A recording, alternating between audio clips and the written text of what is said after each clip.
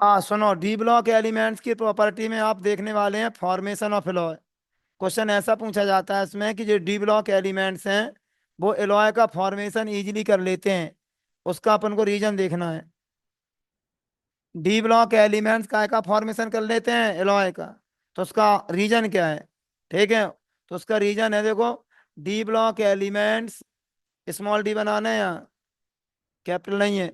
D block element have almost similar atomic size. Main reason क्या है? Similar atomic size होने की वजह से डी ब्लॉक एलिमेंट काय का फॉर्मेशन कर लेते हैं। तुमसे अगर ये कोई पूछता है वो ये डी ब्लॉक एलिमेंट्स एलॉय का फॉर्मेशन क्यों करते हैं, उसका रीजन क्या है, तो तुम कहोगे एटॉमिक साइज सिमिलर है। अब तुम कहो सिमिलर एटॉमिक साइज से क्या हो जाता है, देखो, therefore these elements are mutually substitute their position, माने एक दूसरे के पोजीशन को क्या कर देते हैं, सब्स्टिट्यूट कर देते हैं। कैसे? क्रिस्टल लैटिस में।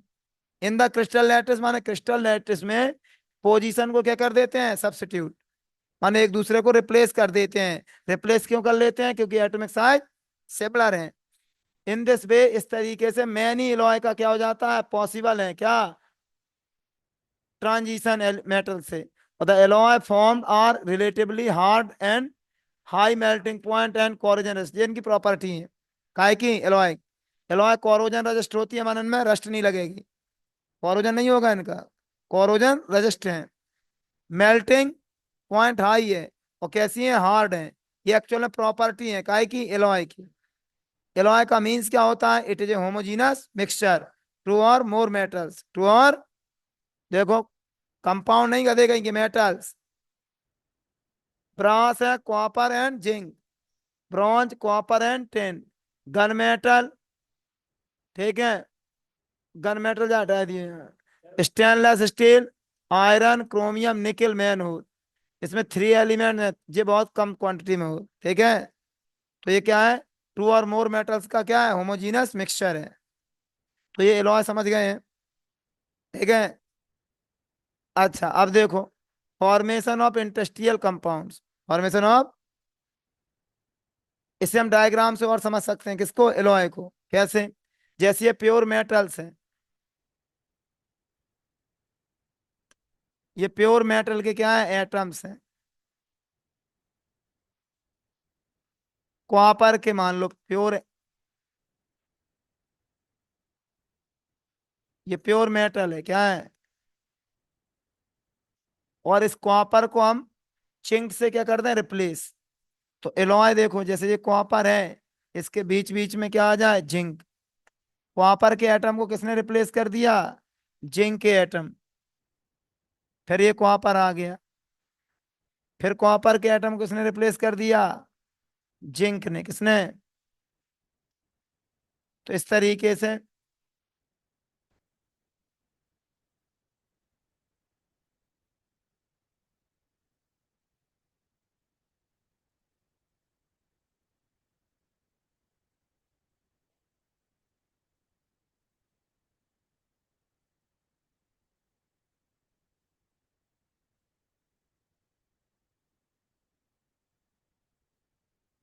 ये प्योर मेटल है, ये क्या है, एलॉय है, क्या है, इसमें क्या है, एलॉय में कॉपर के एटम, जिंक ने रिप्लेस, ठीक है, क्रिस्टल लेटिस में।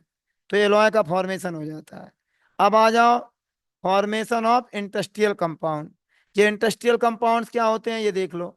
इंडस्ट्रियल कंपाउंड देखते हैं, क्या जो डी ब्लॉक एलिमेंट्स हैं, जैसे डी ब्लॉक एलिमेंट्स हैं, जैसे मान लो टंगस्टन है, डी ब्लॉक एलिमेंट है। टंगस्टन जो एलिमेंट्स हैं उसमें टंगस्टन के एटम आपस में क्या हो रहे हैं, अटैच हो रहे हैं। जब ये आपस में अटैच होते हैं तो इनमें बीच में वैकेंट स्पेस बनता है, क्या बनता है, बोर्ड पर ध्यान रखियो। जो ट्रांजिशन एलिमेंट्स होते हैं उनके एटम जब अटैच होते हैं तो इनके बीच में क्या बनता है, वैकेंट स्पेस। इस वैकेंट स्पेस को क्या कहते हैं, इंडस्ट्रियल स्पेस। क्या कहते हैं, इस वैकेंट स्पेस को ही हम क्या कहते हैं, in industrial space. Vacant space को क्या नेम दिया हमने, इंडस्ट्रियल स्पेस, इंडस्ट्रियल स्पेस। अब इन इंडस्ट्रियल स्पेस में वैकेंट स्पेस को हम क्या कह देते हैं, इंडस्ट्रियल स्पेस। अब इन इंडस्ट्रियल स्पेस में स्मॉल साइज के, कैसे, स्मॉल साइज के, स्मॉल साइज के एटम, स्मॉल साइज के एलिमेंट्स, स्मॉल साइज के एलिमेंट्स के एटम, जैसे कार्बन है, नाइट्रोजन है, हाइड्रोजन है या बोरॉन है, इनमें कोई एक, कार्बन, नाइट्रोजन, हाइड्रोजन या बोरॉन, मान लो इसमें कार्बन आके फंस गया, क्या आके फंस गया, कार्बन, कहाँ में, इंडस्ट्रियल स्पेस में, तो ये टंगस्टन कार्बाइड बन गया। ये टंगस्टन कार्बाइड क्या है, इंडस्ट्रियल कंपाउंड्स।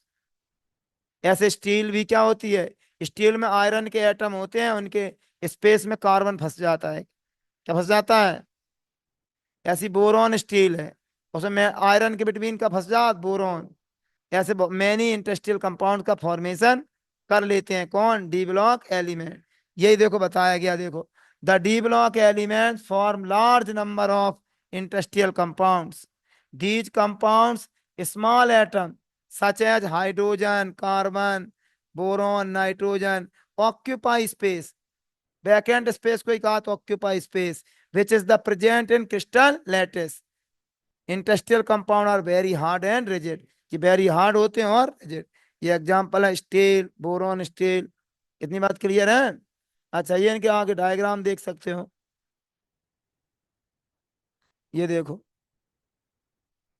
ये देखो क्या है, इंडस्ट्रियल स्पेस है जो फंसे हैं, ये क्रिस्टल लैटिस है, क्या है, ये